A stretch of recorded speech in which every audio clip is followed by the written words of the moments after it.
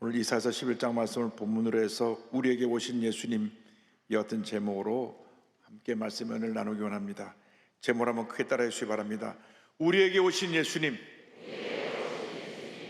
우리에게 오신 예수님, 우리를 위해 십자가에 달려 희생하기 위해서 이 땅에 오신 예수님을 우리가 어떻게 맞이해야 되겠습니까? 온 세상이 인간의 탐욕으로 가득 차 있습니다. 끝이 보이지 않는 러시아와 우크라이나의 전쟁, 그것은 탐욕으로 시작된 것입니다. 남의 땅을 빼앗아서 자기 것을 만들려고 하는 탐욕이 언제 끝날지 모르는 수년간의 전쟁으로 이어져 오고 있습니다.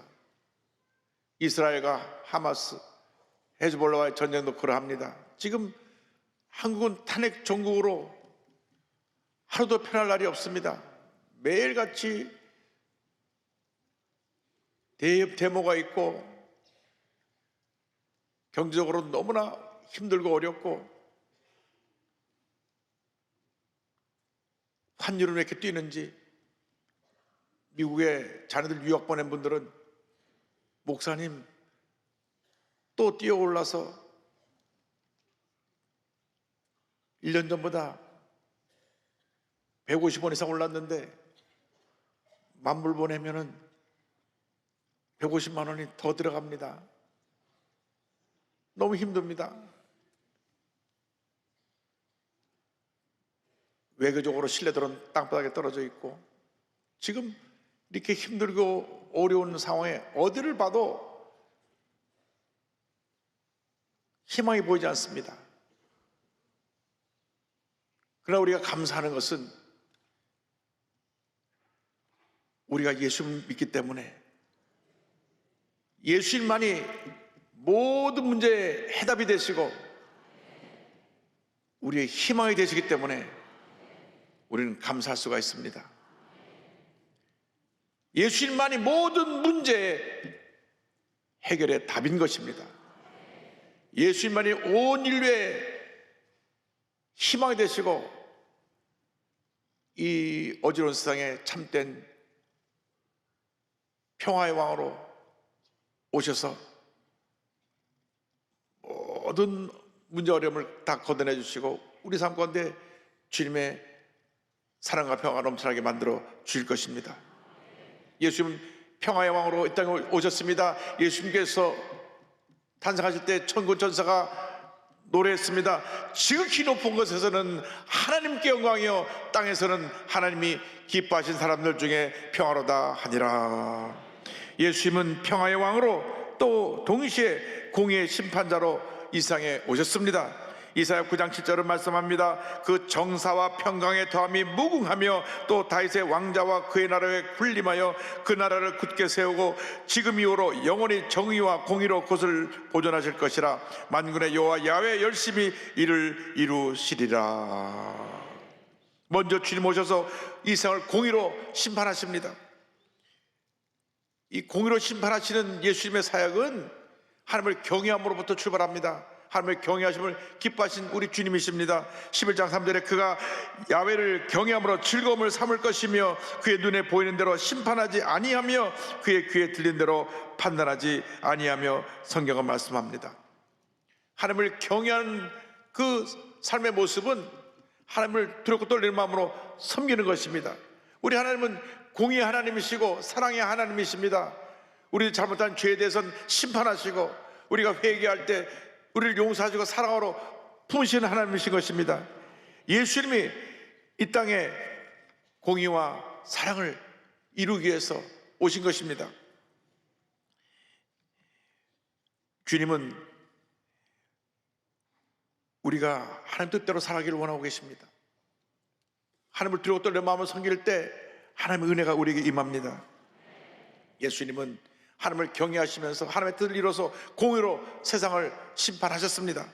11장 4절에 성경은 말씀합니다. 공의로 가난한 자를 심판하며 정직으로 세상의 겸손한 자를 판단할 것이며 그의 입의 막대기로 세상을 치며 그의 입술의 기운으로 악인을 죽일 것이며 성경은 말씀합니다.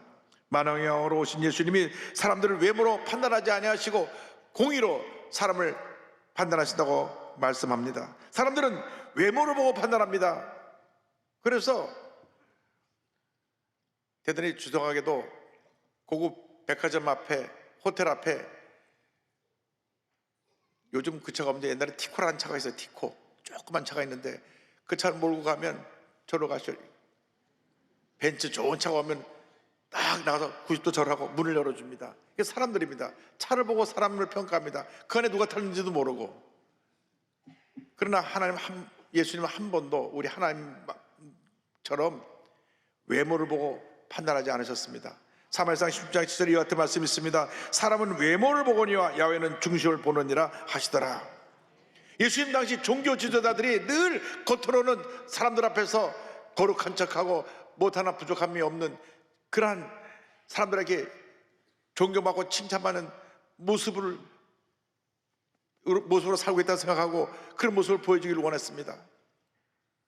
그래서 사람들이 많은 사람 보는 앞에서 큰 소리로 기도합니다. 하나님, 내가 하는 말씀을 잘 지키고 일주일에 이틀씩 금식도 하고 내가 하나님 앞에 11조도 제대로 하고 무엇 하나 부족함이 없습니다. 기도는 골방에서 조용히 해야 되는데 다 들으라고 큰 소리로 기도합니다. 그러나 그들의 속은 탐욕과 교만으로 썩어져 있었습니다. 그래서 예수님이 그들을 책망하셨습니다. 그런 이중인격적인 모습에 대해서 책망하시는 말씀이 마태복음 23장 25절로 26절에 나옵니다. 화했을진저 외식하는 서기관들과 바리새인들이여, 잔과 대접의 겉은 깨끗이 하되 그 안에는 탐욕과 방탕으로 가득하게 하는도다. 눈먼 바리새인이여, 너는 먼저 안을 깨끗이 하라. 그리하면 겉도 깨끗하리라.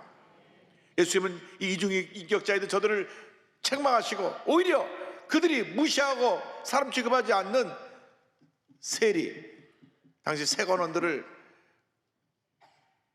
저들이 무시했던 것은 로마 제국에 충성하면서 세금을 많이 걷어들였기 때문에 아주 사람 취급을 안 했습니다.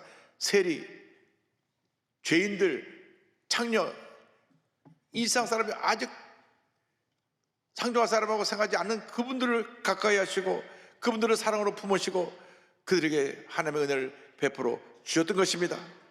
제자를 뽑을 때에도 배경이 좋고 뭔가 권력을 가진 사람들의 그 집안에서 뽑은 것이 아니라 어부와 같이 평범하고 사람들에게 주목받지 못한 사람들을 뽑으셨는데 그것은 그들의 외모가 아닌 그들의 마음을 보셨기 때문인 것입니다. 여러분의 마음이 주 앞에 인정받는 그러한 온유와 겸손으로 무장하게 되기를 바랍니다. 그 예수님은 공의로 세상을 심판하셨습니다. 당시 유다 사람들은 로마 제국에서 압제해서 우리를 해방시켜줄 국민적인 영웅, 마치 용맹한 장군 같은 그러한 메시아가 오기를 원했습니다. 그래서 로마 제국을 멸하고 심판하고 위대한 그 유다 나라를 세울 그런 왕 같은 메시아를 원했는데 예수님은 그런 메시아로 오신 것이 아니라 공의의 재판관으로 그리고 겸손과 온유의 종으로 섬김의 종으로 이 땅에 오신 것입니다. 평화의 왕으로 이 땅에 오셔서 이 온 세상에 이 어둠을 걷어내 주시고 예수님의 사랑과 용서로 이 세상에 참된 평화를 가져오기 위해 이 땅에 오신 것입니다. 유다 나라가 계속 아수르나 바벨론부터 침략을 받고 나라가 무너지게 된 것은 그들의 마음속에는 탐심과 우상숭배였기 때문에 그렇습니다. 하나님을 섬긴다고 하면서 공의로운 모습이 하나도 없었습니다. 그 마음은 썩어져 있었기 때문에 많은 심판을 받게 되고 결국은 그로 인해서 저들이 멸망당하는 일을 당하게 된 것입니다. 예수님은 이 같은 불의를 벗어버리고 주님 앞에 의로운 삶을 살도록 이 땅에 공의의 심판자로 오신 것이요, 그리고 이와 같은 모든 이 땅의 갈등과 대립, 고통이 사라지고 참된 평화가 오도록 평화의 왕으로 오신 것입니다. 주님은 주님의 전하시는 말씀을 통하여서 오늘 성경 보니까 입의 막대기와 입술의 기운으로, 즉 능력의 말씀으로 세상을 다스리시고 세상 사람들에게 하나님의 의를 선포하셨습니다. 예수님께서 공의의 재판장으로 오셨기 때문에 주님이 계신 곳에 불의가 사라지고 이 땅의 모든 탐욕과 거짓이 사라지고 하나님의 은혜가 임하게 되는 것입니다. 우린 죄 가운데 살던 우리들이 주 앞에 나와서 우리의 죄를 회개하고 주님의 우리의 마음에 있는 탐심과 교만을 내려놓사니 용서하여 주옵소서 기도할 때 예수의 보혈로 우리를 덮어주시고 우리의 죄를 용서하여 주시고 우리를 새 사람으로 만들어 주시는 것입니다. 주님은 언제나 우리에게 공의를 행하시고 겸손과 온유로 우리를 사랑으로 돌보신다는 사실을 잊지 않게 되기를 바랍니다. 시편 72편 2절입니다. 그가 주의 백성을 공의로 재판하며 주의 가난한 자를 정의로 재판하리니.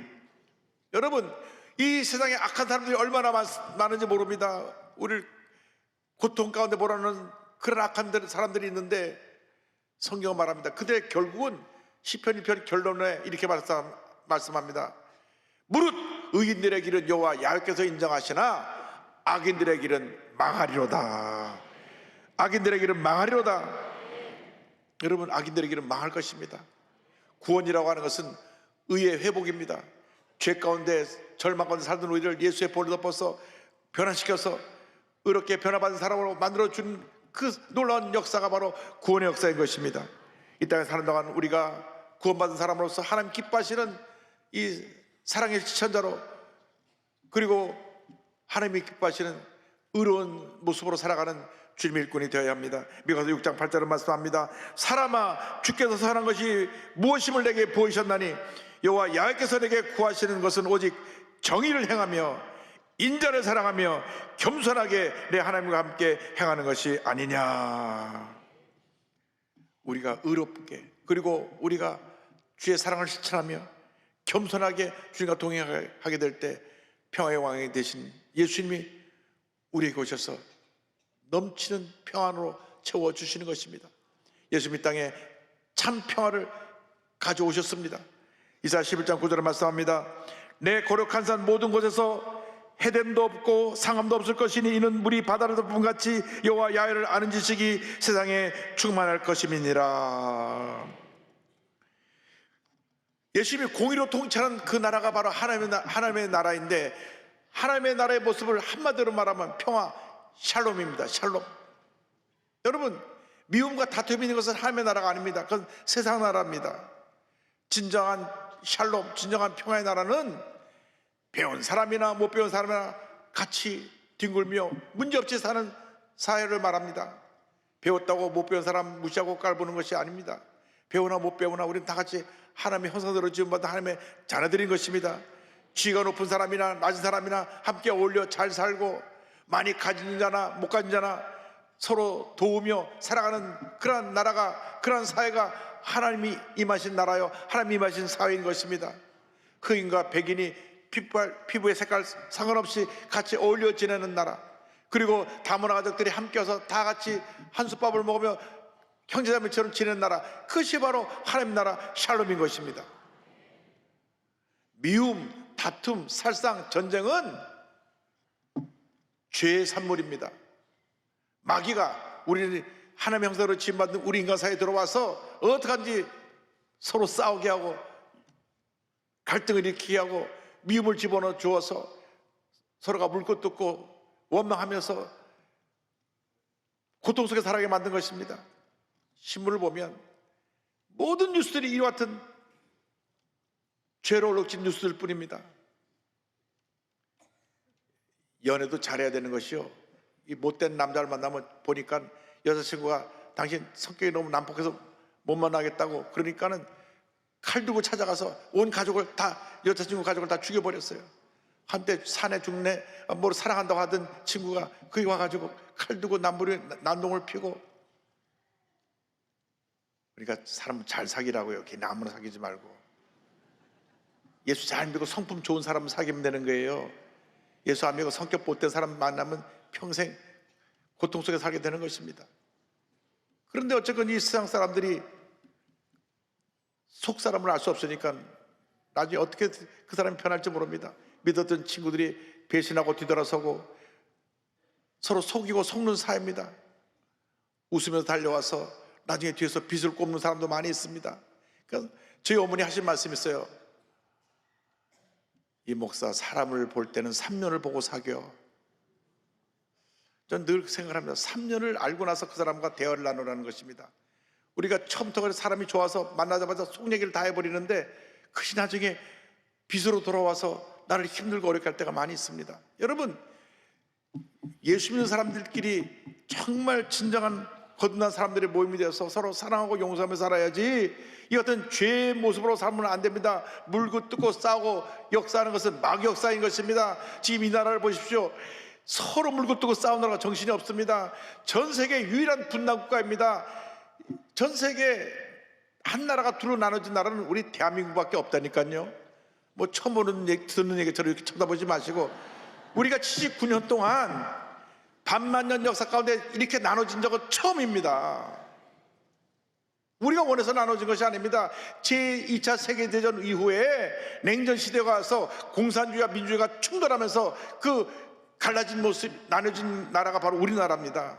우리나라가 해방됐을 때 우리나라가 다 같이 해방되는 줄 알았지, 우리도 모르게 소련하고 미국이 허리를 잘라놓을 줄 어떻게 알았습니까? 스탈린하고 아이젠하워가 우리 뜻과는 상관없이 이 나라를 반을 나누는 것입니다. 그래서 이 조그만 땅덩이가 반이 나눠진 것도 너무나 안타깝고, 저 북한이 공산 정권에서 호시탐탐 핵무기를 개발하고 우리를 치려고 하는데 이 남한은 요 조그만 나라가 그냥 물고 뜨고 싸우고, 아이고 정말 문제가 많아요. 기도 많이 해야 됩니다.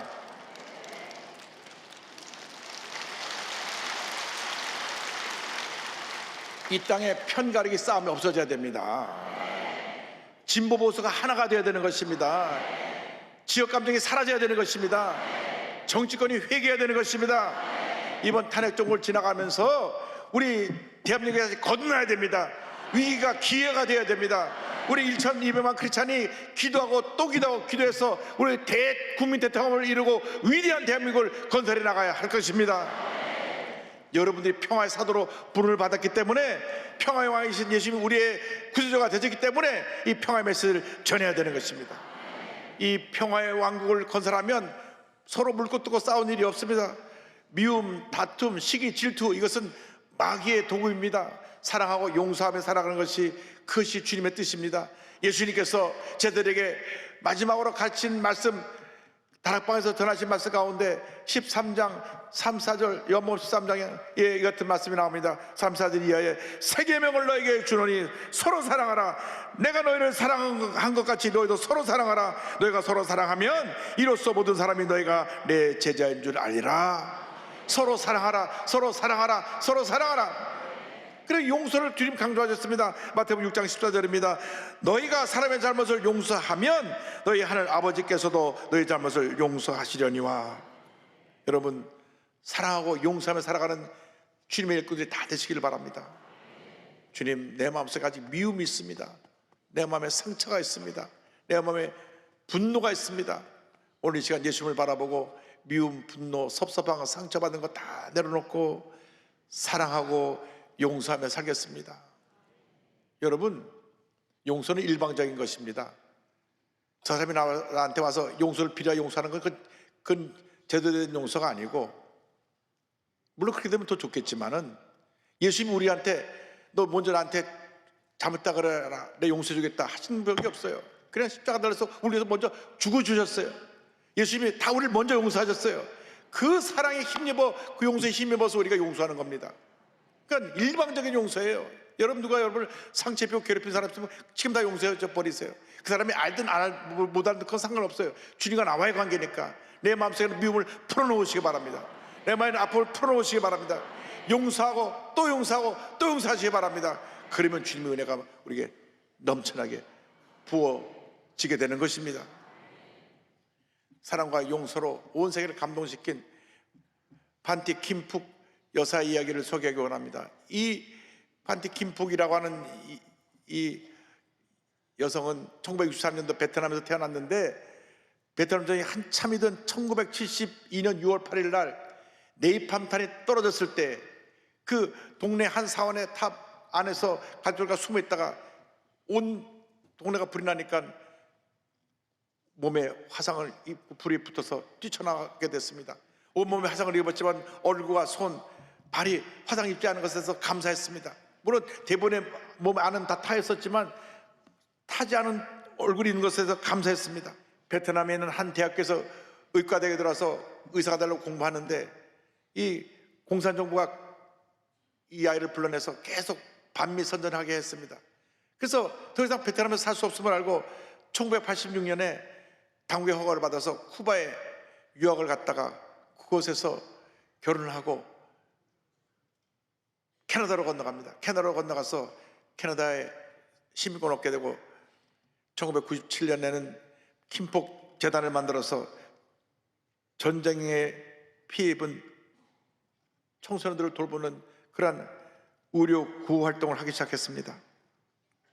그래서 이 김폭 여사가 전 세계에 알려지게 됐는데 1996년 11월 11일 미국의 재향군인의 행사의 날에 갔다가 자기 있는 마을에 폭탄을 떨어뜨린 조종사를 만나게 됐습니다. 이 조종사 이름이 존 플러머라고 하는 사람인데 이 존 플러머라고 하는 사람이 이 폭탄을 떨어뜨리고 난 후에 신문에 난 기사를 봤어요. 사진을 봤어요. 사진을 보면서 내가 떨어뜨린 폭탄으로 수많은 민간인이 희생했구나. 너무너무 괴로워서 밤마다 술이 없으면 잠을 자지 못했습니다. 술 중독자가 되고 그러다 보니까 부인하고도 헤어지고 정말 전반적인 삶을 살게 됐는데 참으로 놀라운 것은 이분도 그 절망에 대해서 예수를 만나게 됐어요. 할렐루야. 재앙군인의 날 이 여인이 참여한다는 얘기를 듣고 김폭 여사에 와서 사과합니다. 내가 그 조종사입니다. 미안합니다. 정말 미안합니다. I'm sorry, I'm sorry, I'm sorry. 계속 미안하다고 그랬습니다. 그러자 이 김폭 여사가 괜찮아요, 용서합니다. It's all right. I forgive. 얼마나 감동스러운 장면인지 모릅니다. 이 만남에서 이렇게 존 플러머는 고백합니다. 어떻게 2분 동안의 짧은 대화가 지난 24년 동안의 악몽을 깨끗이 지워버릴 수 있었는지 아직도 이해할 수 없습니다. 내가 받은 용서는 내가 무엇을 했기 때문에 받은 것이 아니라 그저 그것은 선물이었습니다. 그저 신비로울 따름입니다. 놀라운 것은 이 존 플러머 이분이 그 다음에 신학교에 가서 목사가 되어가지고 버지니아에 있는 퍼셀빌 베타니 연합감리교회 담임 목사님으로서 귀하게 사역하시고 지금은 이제 86세가 돼서 이 사역을 후임 목사관님이 와서 하고 계신데 교회를 섬기면서 늘 십자가의 사랑과 용서에 대해서 설교를 했다고 말씀합니다.